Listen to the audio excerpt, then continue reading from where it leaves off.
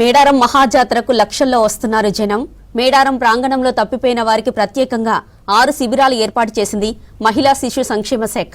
ఇప్పటి వరకు 4000 మంది మిస్ అయినట్లు అధికారులు చెప్పారు. తప్పిపోయిన వారికి ఏర్పాటు చేసిన శిబిరాల ద్వారా వారి బంధువులు సన్నిహితులకు అనౌన్స్మెంట్, ఫోన్ నంబర్ల ద్వారా సమాచారం అందిస్తున్నారు. మేడారం ప్రధాన ఆలయ ప్రాంగణం, జంపన్నవాగు, ఆర్టీసీ బస్టాండ్ సహా ప్రధాన ఏరియాల్లో మిస్సింగ్ సెంటర్లను ఏర్పాటు చేసింది.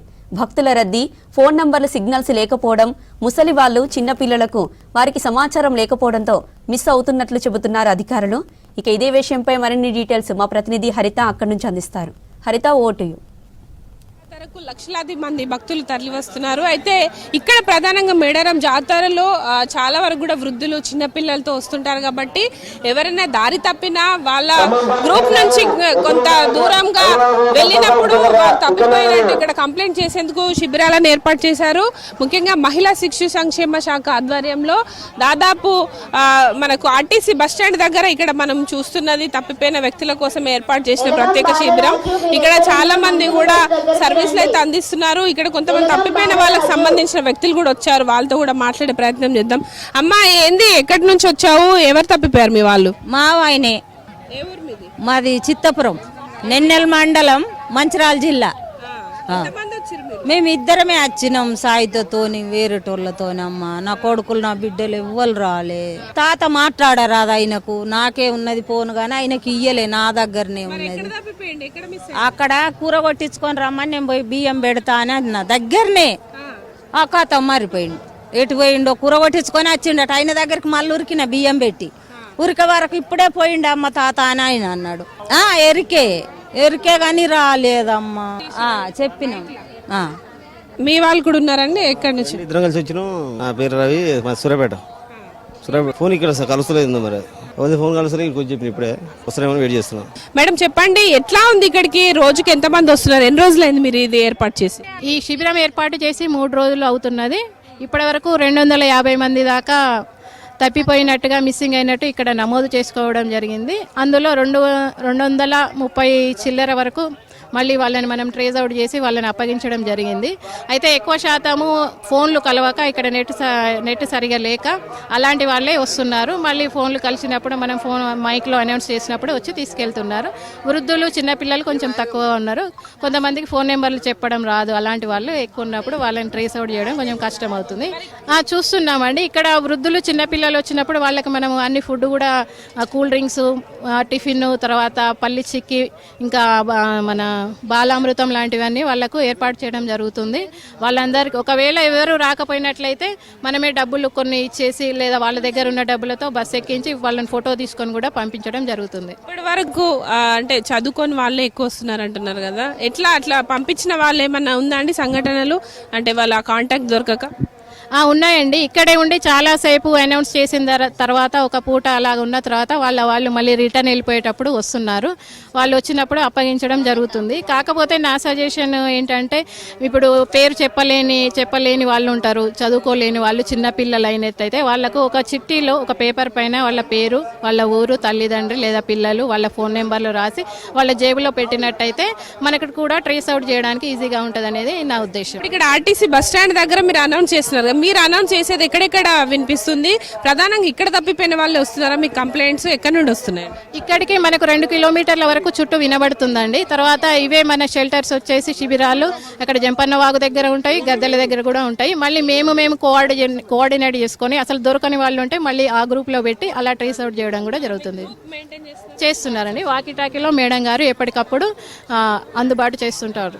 నేను ఇక్కడ sector officer, RTC bus stand తప్పిపోయిన వ్యక్తుల శిబిరంలో ఇప్పటి వరకు దాదాపు 4000 మంది మిస్సింగ్ కేసెస్ రిజిస్టర్ చేసుకున్నారు.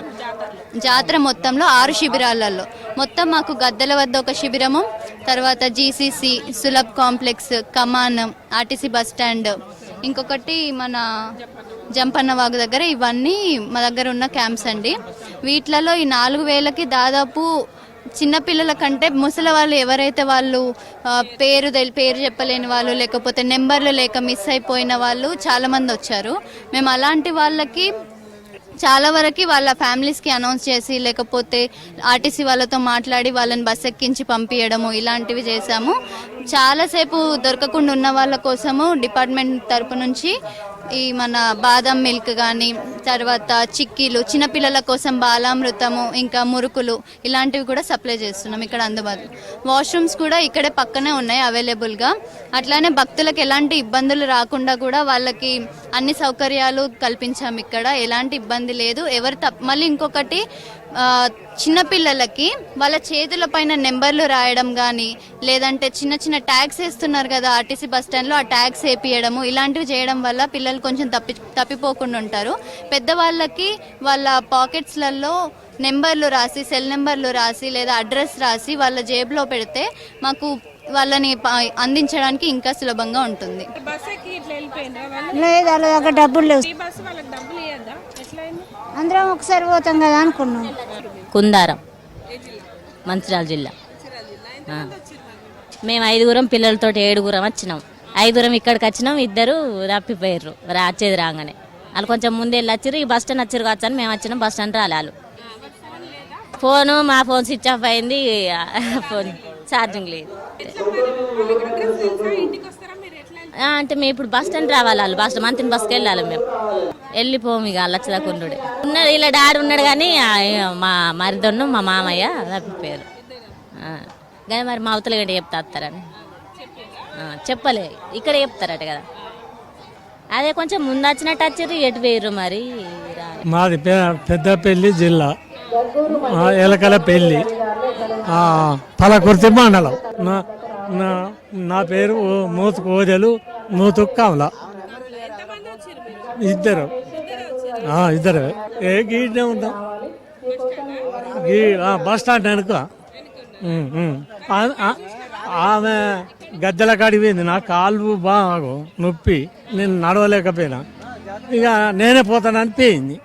ఓడి బియ్యం కట్టుకున్నది 6 గంటలకు పోయింది నిన్న పొద్దున. ఇక పేన పొగట ఇటు రాలే. ఈడికి వచ్చి చెప్తాను. ఓకే, ఆడనే ఉన్న పడితే నేను రాత్రి ఆడనే పండబడితే పోదాం రాలే. ఆమె దగ్గర పైసలు ఉన్నాయి, ఆధార్ కార్డు నా దగ్గరనే ఉన్నది. ఆమె దగ్గర పైసలు అవుతున్నాయి. ఆమెకి వెళ్తే కానీ ఆధార్ కార్డు బస్కి వచ్చాడు. గోదావరిలో ఎక్కి ఇక్కడ దిగిన. ప్రతి సంవత్సరం మొత్తం ఈ సంవత్సరమే నన్ను కార్డు కప్పింది. గట్టుమలయ్య నా పేరు. మా చిన్నమ్మ 50 సంవత్సరాలు ఉంటుంది. ఫోన్ నెంబర్ లేదు. జస్ట్ మన క్యూ లైన్ ఉంటుంది కదా, క్యూ లైన్ నుంచి వెళ్ళి గద్దెల దగ్గర వెళ్ళే దారిలో మన ఆఫీసర్స్ ఏం చేశారు, కొంతమంది ముందు పోగానే గేట్ వేసేసిండు. ఆ ముందు ఆమె అయిపోయింది, మేము వెనకకి అయిపోయినాం. అట్లా క్రాస్ చేసిండు అన్నట్టు. అట్లా గద్దెలకు లోపలికి వెళ్ళింది, గద్దెల లోపలికి వెళ్ళింది. మేము ఇక గేట్ అయ్యాగానే మేము సైడ్ అయిపోయినా మన లోపలికి అయిపోయింది. మళ్ళీ దొరకలేదు. అప్పటి నుంచి అక్కడ కూడా అనౌన్స్మెంట్ చేయించినాం. స్నానఘట్టాల గడుపు దగ్గర కూడా అనౌన్స్మెంట్ చేయించినాం. ఇంతవరకు దొరకలేదు, తిరుగుతా ఉన్నాం. అట్లా అటు 2-3 గంటలు అవుతుంది.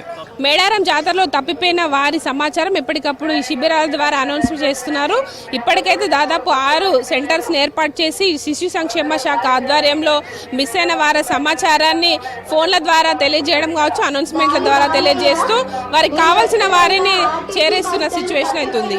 ఇది మేడారం జాతరలో మిస్సింగ్ సెంటర్ వద్ద సిచ్యువేషన్. కెమెరా పర్సన్ మహేష్తో హరిత, V6 న్యూస్, మేడారం నుంచి.